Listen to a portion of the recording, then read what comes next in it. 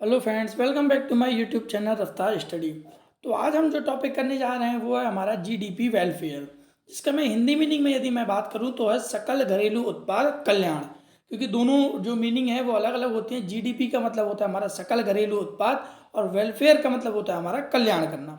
तो सकल घरेलू उत्पाद से किस प्रकार से समाज कल्याण किया जाएगा उसके बारे में हम इस टॉपिक में पढ़ेंगे। इंग्लिश हिंदी दोनों में मैं एक्सप्लेन करूंगा। पीडीएफ आपको डिस्क्रिप्शन बॉक्स में लिंक में मिल जाएगा। तो देखिए जीडीपी टर्म्स क्या होता है वो मैं ऑलरेडी डिस्कशन कर चुका हूँ अपने प्रीवियस वीडियो में। समझने वाली बात है कि दोनों को हम वर्ड्स को कंबाइन करके किस प्रकार से पढ़ेंगे। जीडीपी वेलफेयर का मतलब, तो देखिए जीडीपी का मतलब मैंने बताया था कि जो टोटल गुड्स एंड सर्विसेज, जो वस्तु तथा सेवाएं हैं, उनका प्रोडक्शन करना एक देश की सीमा के अंदर रह करके। डोमेस्टिक जो टेरिटरी होती है हमारी, उसके अंदर जितना भी प्रोडक्शन किया जाता है उन सब का सम टोटल जीडीपी कहलाता है। तो उससे हमारा जो कल्याण है वो किस प्रकार से होगा वो हम इस वीडियो में पढ़ेंगे। तो आइए चलते हैं, पढ़ते हैं हम। We generally think that the increase in GDP is good. हमारा जो एक सोच होती है, हमारी जो सोच है वो क्या कहती है कि जनरली हम लोग सोचते हैं सामान्य तौर पर कि जीडीपी यदि बढ़ेगा तो वो हमारे देश के लिए अच्छा कहलाएगा।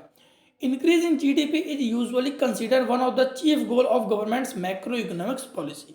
जीडीपी को इंक्रीज करना गवर्नमेंट का एक मुख्य, कह सकते हैं हम, एक गोल है, एक लक्ष्य बना रखा है मैक्रो इकोनॉमिक्स पॉलिसी में। एक मैक्रो इकोनॉमिक्स जो पॉलिसी हम मैक्रो इकोनॉमिक्स पढ़ रहे हैं उसकी एक नीति है जिसमें उनको गवर्नमेंट को जीडीपी को इंक्रीज करना है। ये उसका गोल भी है गवर्नमेंट का, one of the most important गोल।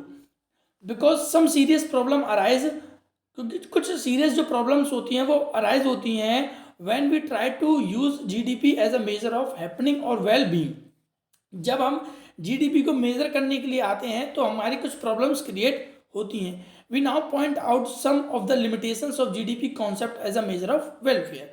तो कुछ जो प्रॉब्लम्स आती हैं मेजर करने के लिए उनको, वो हमारे लिमिटेशंस कहलाएंगे कि क्या सीमाएं हैं जिसकी वजह से जीडीपी वेलफेयर को मेजर करने में प्रॉब्लम अराइज होती है। ये तो आपको समझ में आया होगा जीडीपी वेलफेयर। मैं और अच्छे से एक्सप्लेन करना चाहता हूँ इसको। तो देखिए जीडीपी वेलफेयर का मतलब और अच्छे से होता क्या है। अब जो जीडीपी है, हमने जस्ट प्रीवियस वीडियो में हमने रियल जीडीपी और नॉमिनल जीडीपी हमने पढ़ा था। वो वीडियो आप जरूर देखना क्योंकि उससे आपको बहुत ज़्यादा क्लेरिफिकेशन मिलने वाला है इस वीडियो के रिगार्डिंग, क्योंकि ये टॉपिक कुछ अच्छा है और कुछ ज़्यादा बड़ा है। देखिए जीडीपी वेलफेयर मैंने बताया दो तरीके की जीडीपी हमने प्रीवियस वीडियो में डिस्कशन किया था। एक तो रियल जीडीपी और एक किया था हमने नॉमिनल जीडीपी। जिसमें मैंने बताया था आपको कि रियल जीडीपी होता है वो एक देश के लिए गुड इंडिकेटर माना जाता है, ठीक है ना। क्यों? क्योंकि वो एक्चुअल में प्रोडक्शन को क्या करता है, फोकस करता है, नॉट रादर देन प्राइस को। प्राइस पे ज़्यादा फोकस नहीं करता है। तो वहीं एक डेफिनेशन और बन जाती है इसकी, real GDP is considered as a index of welfare of the peoples.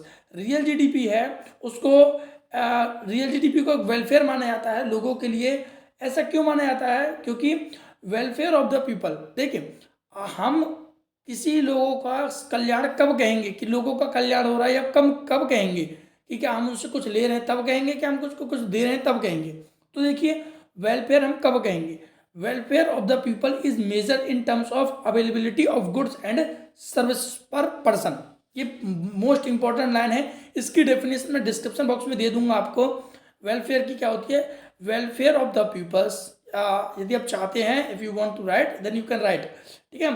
तो देखिए welfare of the peoples is major in terms of availability of goods and services per person.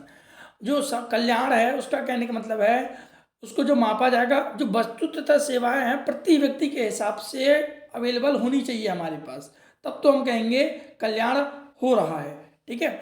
अब लोगों तक गुड्स एंड सर्विसेज पॉसिबल होगा, वो कब होगा, जब हमारे देश की रियल जीडीपी बढ़ेगी। तो होप सो आपको ये आप क्लियर होगा कि जीडीपी वेलफेयर का मतलब क्या होता है। आइए जो मोस्ट इंपॉर्टेंट है वो हम पढ़ते हैं, इसके जो है हमारे लिमिटेशंस। इसके लिमिटेशंस मोस्ट इंपॉर्टेंट है जो कि board exam point of view से इंपॉर्टेंट है। तो देखिए distribution of GDP, distribution of GDP बोल सकते हैं, फिर डिस्ट्रीब्यूशन ऑफ इनकम बोल सकते हैं आप। जो इनकम का जो डिस्ट्रीब्यूशन है वो हमारा क्या है, अनइक्वल है, ठीक है ना। और मैं पढ़ता हूँ आपको, GDP does not take into consider the income distribution in economy gap between rich and poor. जो जीडीपी है उसका जो बता रखा है ना कंस्टिट्यूशन द इनकम डिस्ट्रीब्यूशन, जो इनकम यहाँ पे दे रखा है, देखिए मैं पॉइंट को हाईलाइट करता हूँ यहाँ पे, income distribution in the economy. जो इनकम का जो डिस्ट्रीब्यूशन है वो क्या है, अनइक्वल है। यहाँ पे अनइक्वल में between rich and poor, rich लोगों के पास ज़्यादा है, पुअर लोगों के पास कम है। तो इससे क्या होता है, जो डिस्ट्रीब्यूशन होना चाहिए जो जीडीपी का वो इक्वल तरीके से नहीं हो पाता है। It may be possible that a large part of goods and services are consumed by the rich. इसी वजह से क्या होता है, जो लार्ज पार्ट है गुड्स एंड सर्विसेज मतलब वस्तु तथा सेवाओं का, उसका ज़्यादातर जो भाग है वो रिच लोग यूज़ करते हैं। गरीब लोगों तक तो पहुंच ही नहीं पाता है, पहुंचता है बट उनके पास सफिशियंट इनकम नहीं है, वो कैपेबल नहीं है उस गुड्स एंड सर्विसेज को परचेज करने के लिए। So the welfare of the peoples may not rise as much the rise in GDP. यही वजह होती है कि जिस रेट से जीडीपी बढ़ रही है उस रेट से लोगों का वेलफेयर नहीं हो पाता है, just because of the difference between of income of the rich and poor peoples, क्योंकि उनके दोनों की आय में, इनकम में डिफरेंस है। जीडीपी तो बढ़ रहा है बट लोगों का वेलफेयर नहीं हो पाता है। ठीक है, तो इससे क्या होता है, जो रिच है वो रिचर होते जा रहे हैं और पुअर है वो पुअरर होते जा रहे हैं, just because of unequal distribution income. Next आता है हमारा चेंज इन प्राइस। प्राइस पे चेंज आने से क्या होता है, देखिए, if GDP is increasing due to increase in price rather than the increase in production, then it will not be a reliable index of economic welfare. देखिए simple words है, change in price, यदि GDP में price की वजह से change आ रहा है rather than production की वजह से, तो वो एक देश के वेलफेयर के लिए इम्पोर्टेंट रोल प्ले नहीं करता है, वो समाज कल्याण नहीं कर पाएगा। क्यों नहीं कर पाएगा, प्राइस में चेंज आने से आप जीडीपी को बढ़ा रहे हैं, डेट्स मीन्स नॉमिनल जीडीपी, मैंने आपको बताया था। Change in price but constant in production, production यदि कांस्टेंट होता है, प्राइस के चेंज आने पर कुछ चेंज आता है तो वो नॉमिनल जीडीपी कहलाता है। और हम सब लोग जानते हैं, as we know that, nominal GDP है वो हमारे वेलफेयर के लिए वर्क नहीं करता है, मतलब शो नहीं कराता है। रियल जीडीपी के बढ़ने से लोगों का वेलफेयर होता है। तो प्राइस के चेंज आने से हमारा जो जीडीपी इंक्रीज होगा उससे वेलफेयर नहीं होगा। ठीक है, होप सो क्लियर होगा। थर्ड पॉइंट आता है हमारा non monetary exchanges. Non monetary exchanges का क्या कहने का मतलब है, GDP includes all those activities which are directly monetary terms. देखिए जीडीपी में सिर्फ वही एक्टिविटीज इंक्लूड की जाती हैं, बोल सकते हैं इकोनॉमिक्स टर्म में भी बोल सकते हैं हम, इकोनॉमिक्स में भी केवल वही टर्म्स इंक्लूड किए जाते हैं जो डायरेक्टली मॉनेटरी टर्म से रिलेटेड होते हैं, जो पैसों से संबंधित होते हैं। मॉनेटरी यहाँ पे मतलब है रखा है, पैसों से संबंधित होते हैं।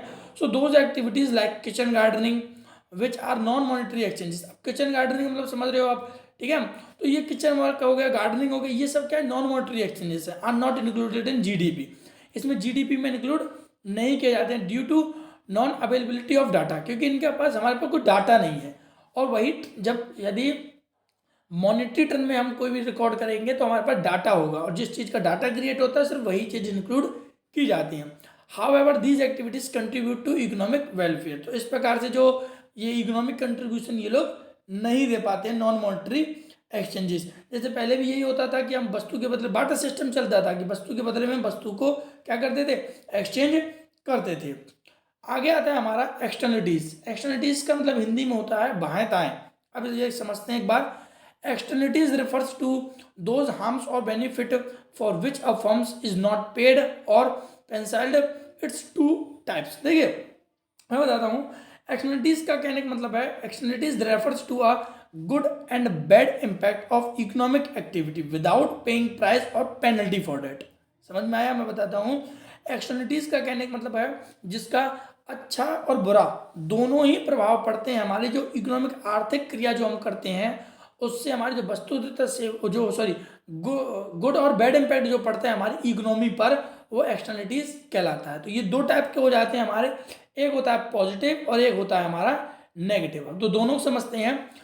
पॉजिटिव एक्सटर्निटीज क्या कहता है, these are the activities which result is benefit to other is terms of positive externalities. ऐसी एक्टिविटीज जिनका रिजल्ट दूसरों को बेनिफिट प्रोवाइड करवाता है। For example, gurdwara provide a free langar for everyone. देखिए गुरुद्वारा होते हैं वो फ्री लंगर जो हमको देते हैं रहने के लिए, खाने के लिए। इट इंक्रीज सोसाइटी वेलफेयर, ये हमारी सोसाइटी वेलफेयर कर रहा है, तो ये हमारे पॉजिटिव एक्सटर्निटीज है। वहीं यदि हम बात करें नेगेटिव एक्सटर्निटीज का, तो these activities which result is harm to other are terms as negative externalities. जो दूसरों को हार्म पहुंचाते हैं, नुकसान पहुंचाते हैं, वो हमारी क्या है, नेगेटिव एक्सटर्निटीज है। ये बैड इंपैक्ट डाल रहा है, वो पॉजिटिव इंपैक्ट डाल रहा है। कैसे नेगेटिव है? Smoking in public will make smoke passively, it reduce the welfare through the negative effect on health. ये स्मोकिंग करते हैं हम पब्लिक एरिया में या फिर पब्लिक प्लेस पर, तो इससे जो सामने वाले व्यक्ति होते हैं उन पे भी बैड इम्पैक्ट पड़ता है, उनके हेल्थ पर भी हो सकता है, उनके हैबिट में भी पड़ता है। तो ये पॉजिटिव इम्पैक्ट जो है वो नहीं फैला पाता है, वो पॉजिटिव इम्पैक्ट स्प्रेड नहीं कर पाते हैं इकोनॉमी में। That is why that is called negative externalities. हो गया, आपको समझ में आ गया होगा कि पॉजिटिव एक्सटर्नलिटीज क्या होता है और नेगेटिव एक्सटर्नलिटीज क्या होता है। GDP does not take the externalities into account. मैंने बताया कि जीडीपी है वो एक्सटर्नलिटीज को अपने अकाउंट में नहीं लेता है, क्योंकि इससे कोई भी वैल्यू क्रिएट नहीं होती है। The last one is rate of population growth. Rate of population growth किस प्रकार से जीडीपी वेलफेयर का एक लिमिटेशंस बने पड़ी।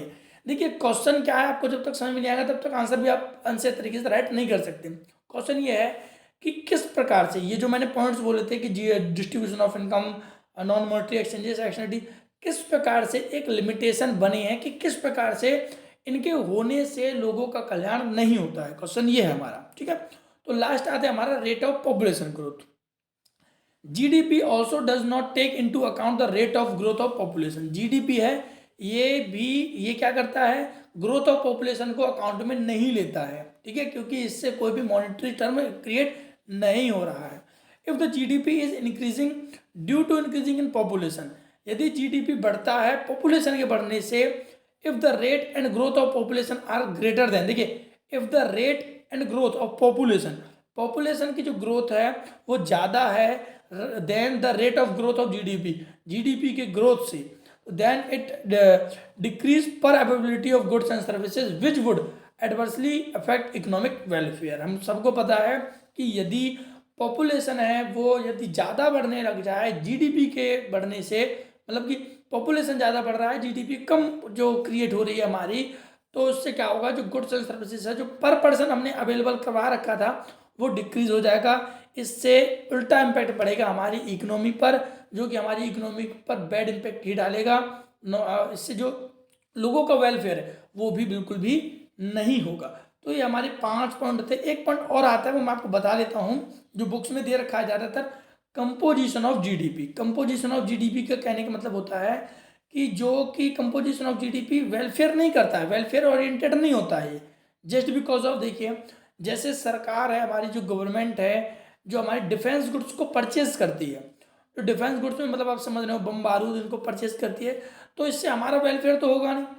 कह सकते हैं वेलफेयर होगा भी और नहीं भी होगा, तो कह सकते हैं जो कंपोजिशन ऑफ जीडीपी है इससे इनडायरेक्टली तरीके से तो वेलफेयर होगा बट डायरेक्टली नहीं होगा। जैसे मान लीजिए हमें भूख लग रही है और वहाँ पे मोदी जी या फिर जो भी वॉटेवर, हमने अभी उनकी गवर्नमेंट है इसलिए मैंने उनका नाम लिया, तो जो भी गवर्नमेंट है वो किसी चीज़ का कोई हथियार परचेज करते हैं, तो हमें भूख लग रही है, उनके हथियार करने से हमारा सेटिस्फैक्शन तो क्लियरली नहीं होगा, तो बट इनडायरेक्टली तरीके से होगा क्योंकि वो हमें प्रोटेक्शन प्रोवाइड करवा रहे हैं। यदि वो उन चीज़ों को खरीद रहे हैं, that is why we are living here, इसीलिए हम यहाँ पर सुरक्षित बैठे हुए हैं।